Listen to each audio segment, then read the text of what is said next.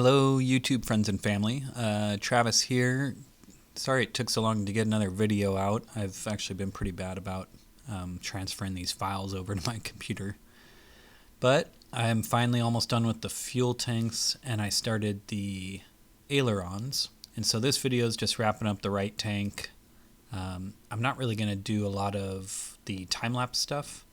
I have a little bit here just to start while I'm chatting, and then it's mostly just like cutting to updates as I go along.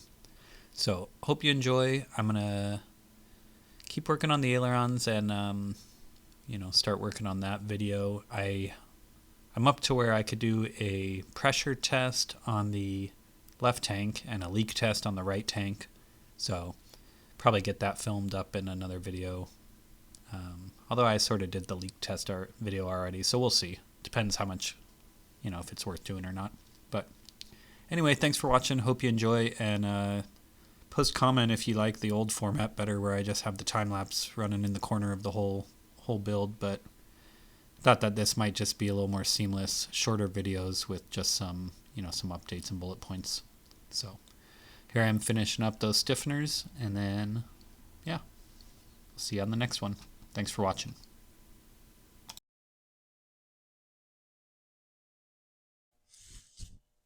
Hey, good morning, guys. Just a quick little morning update. It's early, but I wanted to come out and do another rib. There, I got it all clecoed up. Pro Seal's already in. Just gonna start riveting. Oh, let's see. Those are not good angles. Well, anyway, I just wanted to touch on, I found that the best way to do this is to get it in this upright position first, rivet about halfway down on each side, and then I lay it flat on its side and do, rivet from top with bucking underneath.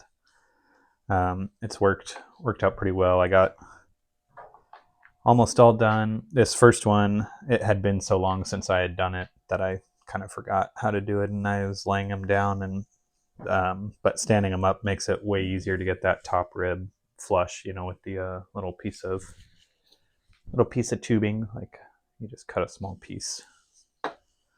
Yeah, I found that 25 grams of the white stuff has been working out just fine for each rib. I fill up these little syringes, disposable, from YouTube. From Amazon, the 60 milliliter ones. And yeah, set up, got some more rivets going because I want to try and get the baffle on the other tank done as well. So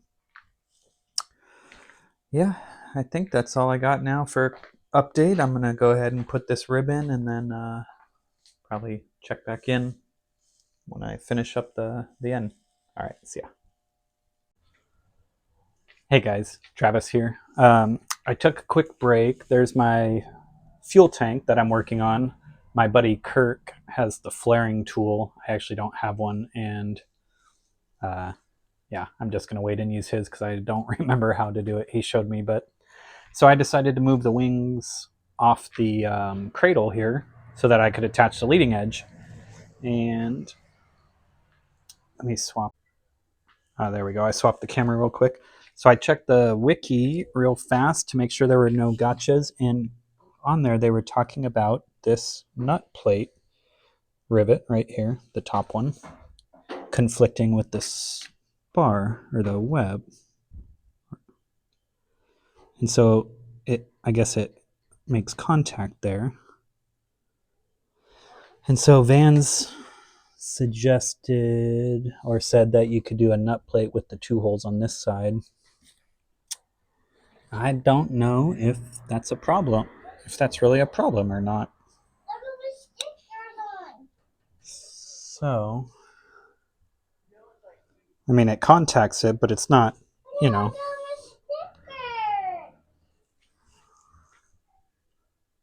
Good job. So I don't know. I need to decide if I want to drill that rivet out and replace the nut plate. I looked and I don't actually have those nut plates, I don't think.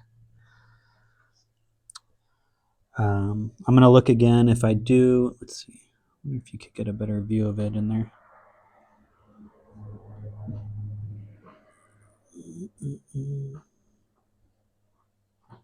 Oh, well, sorry. So I'm going to look again if I have one of those nut plates. If I do, I might just replace it so that it's not an issue. We'll see. But it's looking pretty good. There, I have it strapped to the table over there. Oh, if it'll focus. And then cleat on, put it back in the cradle, rivet it up. Hey guys, just a quick update. So I did manage to find one of those nut plates with the two, I guess it's a little crooked, but the screw hole is actually lined up. But so I replaced this one. Now it does not conflict with the skin right there. I went ahead, I riveted, with the back rivet. Got a little tape on that one, but they turned out real nice. Back rivet set. Definitely the trick, of course, is to tape it. I don't have it right here with me, but let me show you. You got to tape it so that it won't spin on you. And then it just stays in the exact position that you need. Makes for nice rivets. The blue tape on the front keeps everything nice and clean. So then these were the LP, 4-3, I think, or 3-4, I forget. But those turned out nice all the way down. I got those. Now I'm squeezing this row here, which, the squeezer makes it so easy. So putting on that side, this hole was for my tie down, which I read online that people say to get a stainless steel one because the galvanized or whatever one I ordered. Oops. Looks like this tape wraps around, which is a bummer. This tape, I guess, is for the pitot tube. But unfortunately, a little piece of it. I'll try and get it out when I take this Cleco off. Yeah. But yeah, I guess the other ring can corrode or rust in there. I'm not sure, but people recommend a stainless steel one. So once I get this side done, then I need Haley or Kirk or someone to help me rivet the other side since I can't reach both sides at once. I remember Jason Ellis did his bucking bar with some type of springy action and it worked for him, but I think I'll just wait and ask someone to help. So there you go, little update. Hey guys, it's Travis. Quick update here. Working on the right tank. I didn't really see this on anybody else's videos, but this right fuel sender you have to install upside down compared to the left tank. So I was just going to show the ohms real quick and then I'll give you a closer up look. Let's see. Yeah, you'll be able to see that. So this is also that new fuel center type. I had to kind of bend it down. So on the ohms setting, if we go to 2K, we'll touch this screw. So here we have 241 and it wants to be, we want it to be between 30 and 240. So that's pretty dang good. So there's 241 and then all the way this way I get to 39. So that is, I think, gonna have to be as good as I could get it. Oh, there's 34 if I bend it down a little bit more.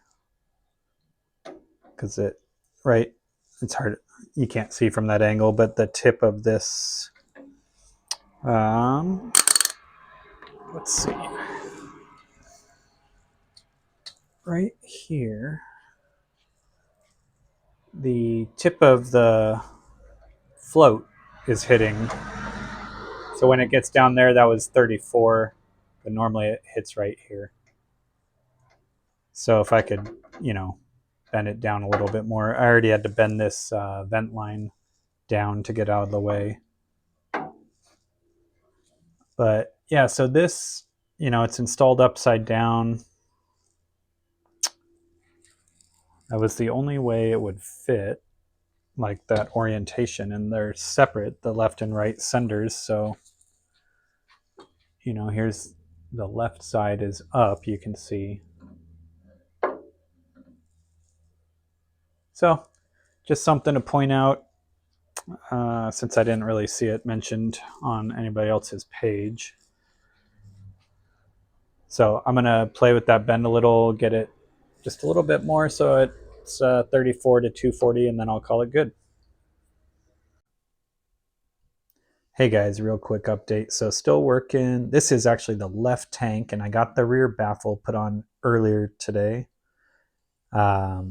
I did up to where Vans was saying, you could not do these center Z brackets so that it's not all in one session. These ones, this side got put on,